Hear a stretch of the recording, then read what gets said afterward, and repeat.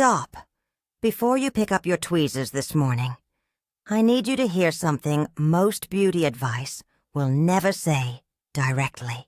The eyebrow shape you are maintaining right now may be adding 10 years to your face every single morning, not because your brows are too thin or too thick, but because the specific shape you have trained them into is pulling the whole expression downward, flattening the eye area, and making you look older than you actually are. The eyebrow's primary visual job is to lift. A well-shaped eyebrow lifts the eye area and frames the eye in a way that makes it look open, alert, and youthful. An incorrectly shaped eyebrow does the opposite. It allows the outer corner of the eye area to appear to fall on a face over 60 where the brow bone has already naturally descended slightly and the skin above the eye has already relaxed. A brow shape that further pulls the eye area downward is one of the most consequential mistakes a woman can make. The most aging shape on this list is the one most women over 60 are wearing right now, convinced it is their most flattering look. Stay with me for that one.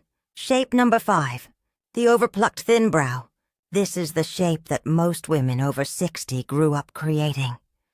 The thin, defined, carefully maintained line that was the standard of groomed elegance for most of the second half of the 20th century. A very thin brow has less visual substance than the eye it is framing, and when the brow has less visual substance than the eye below it, the eye appears to lack structure above it. The brow stops reading as a frame and starts reading as an afterthought. On a mature face where the lid has relaxed and the brow bone sits lower, a thin brow leaves the eye area without any architectural support. The eye area reads as heavier and more tired than it actually is, because there is nothing strong above it to lift it visually. The fix is to fill the brow to at least the thickness of your pencil. Not dramatically thick, but substantially enough that the brow has visual weight above the eye. The brow should be thick enough to be visible as a shape, not just as a line. Use a fine-tipped brow pencil in a color one shade lighter than your hair, and draw individual short strokes following the direction that the hair would naturally grow. Not a single drawn line. Individual strokes that mimic individual hairs. The color should always be chosen at least one shade lighter than you think is right, because a color that reads as correct at close range reads as too dark and too harsh from social distance. Shape number 4, the severely overarched brow, the very high, very rounded arch, the brow that peaks dramatically somewhere in the middle and drops sharply on either side, has been associated with groomed elegance and sophistication for decades. But it is one of the shapes that ages a face over 60 most dramatically. A very high, very rounded arch pulls the inner corner of the brow upward steeply.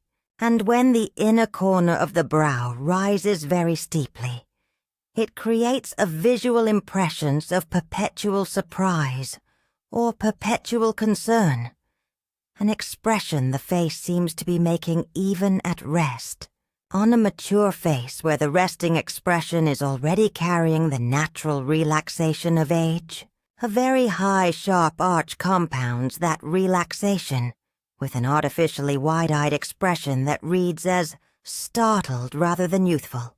The fix is to soften the peak of the arch, to bring the highest point of the brow slightly lower, and to allow the arch to be a gentle lift rather than a dramatic peak. The brow should have an arch. A brow with no arch at all is equally aging, but that arch should be a soft, gentle curve rather than a sharp, angular peak. Ask for the arch to be moved slightly toward the outer third of the brow rather than sitting directly above the pupil, and ask for it to be lower and softer than it currently is. The most visible expression of the overarch problem is at the inner corner. When the inner brow rises very steeply from the bridge of the nose, it creates an expression of worry or surprise. The correction is to lower and fill the inner head of the brow slightly so that the rise from the inner corner is more gradual, replacing the startled quality with an expression that reads as relaxed and composed. One practical note.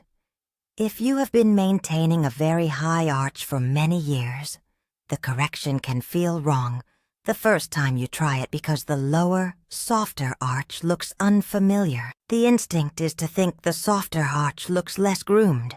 It does not. It looks less dramatic, which is a completely different thing. Give the softer shape 2 weeks of consistent wearing before evaluating it. The eye adjusts and the face looks genuinely younger. Shape number 3, the brow that drops at the outer corner. This is the most purely mechanical aging brow shape on this list, the one that reflects what gravity and time do to the outer brow hairs without intervention. As the brow hair naturally thins at the outer third with age, the hairs that remain are often shorter, lighter, and oriented downward rather than upward and outward. The result is a brow that appears to slope downward at the outer corner, the tail of the brow descending rather than staying level or lifting slightly. And a brow that descends at the outer corner pulls the eye area downward with it. It creates the visual impression of a downward trajectory in the outer eye area, a drooping quality that makes the overall expression read as tired, sad, and significantly older than it is. The fix is to use a brow product to extend and lift the tail of the brow, drawing the outer few strokes slightly upward and outward rather than following the natural downward slope. The tail of the brow should end at a point that is at least level with the inner corner of the brow, and ideally very slightly higher. The correction requires deliberately drawing against the downward direction, placing strokes that go upward and outward, even when the hair below the strokes is going downward. The brow product sits on top of the hair and creates a shape that overrides the direction the hair is growing. Done correctly, the outer brow appears to travel upward and outward toward the temple, rather than descending toward the outer corner of the eye. Even 1 millimeter of lift at the tail changes the entire character of the expression from tired to alert. If the outer brow has thinned so significantly that there is almost no hair to work with, the correction is even more important and even simpler. Draw the tail of the brow entirely with product, starting from where the natural hair ends and extending slightly upward and outward. A drawn brow tail, when done with light individual strokes in the right color, is entirely undetectable from social distance. The hair it is replacing was so thin and light that the drawn version is often more visible and more effective than the natural hair ever was. Shape number 2, the brow with no definition at the inner corner. The inner corner of the brow, the head of the brow, the area closest to the nose, is the most structurally important part of the brow for the appearance of the face from the front. It is the anchor point. On a mature face, the inner corner often thins with age, and the hairs there become finer, sparser, and less defined. And when the inner corner of the brow lacks definition, the brow appears to float, to start somewhere in the middle of the face rather than being anchored clearly at the bridge of the nose.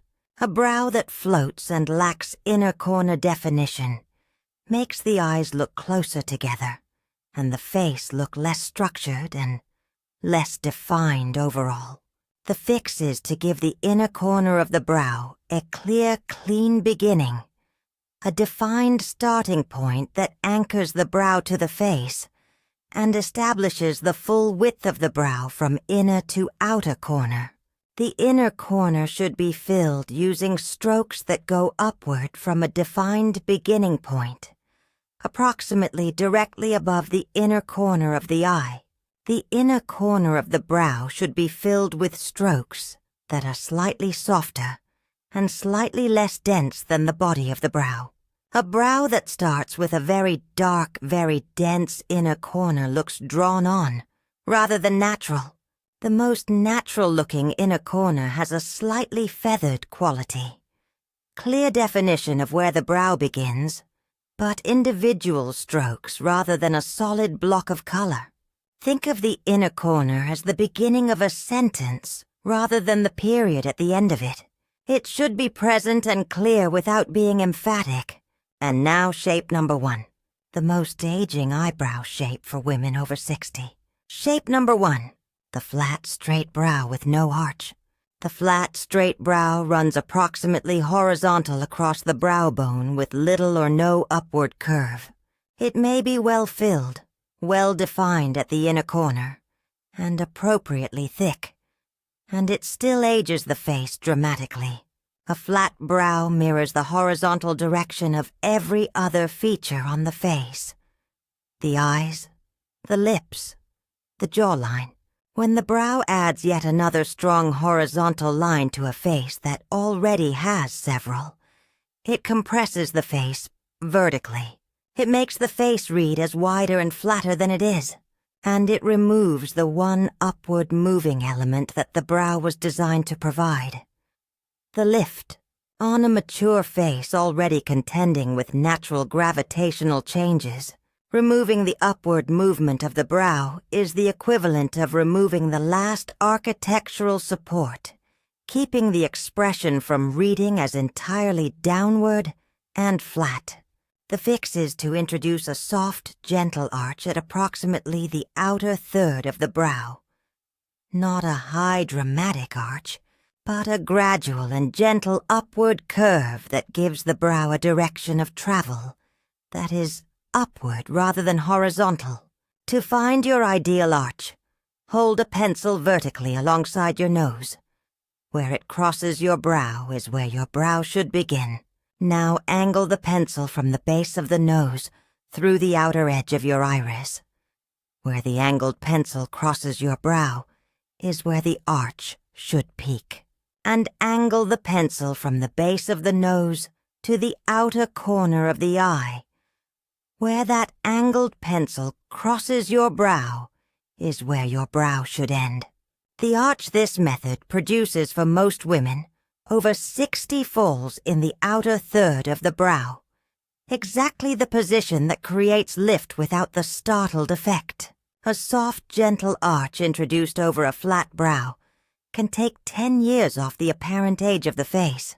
The application technique for introducing an arch into a flat brow is worth specifying. Begin filling the brow from the inner corner to approximately 2/3 of the way, along in a straight or slightly rising line. Then, for the final outer third, allow the pencil or brush to rise slightly before descending gently to the tail. That slight rise in the outer third is the arch. It does not need to be high. It does not need to be dramatic. It simply needs to be present. A gentle departure from the horizontal that gives the eye somewhere to go when it travels the length of the brow.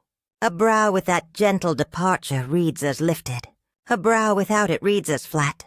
That is the entire distinction. Which of these 5 shapes do you recognize in your own mirror? Tell me in the comments. I read every single one.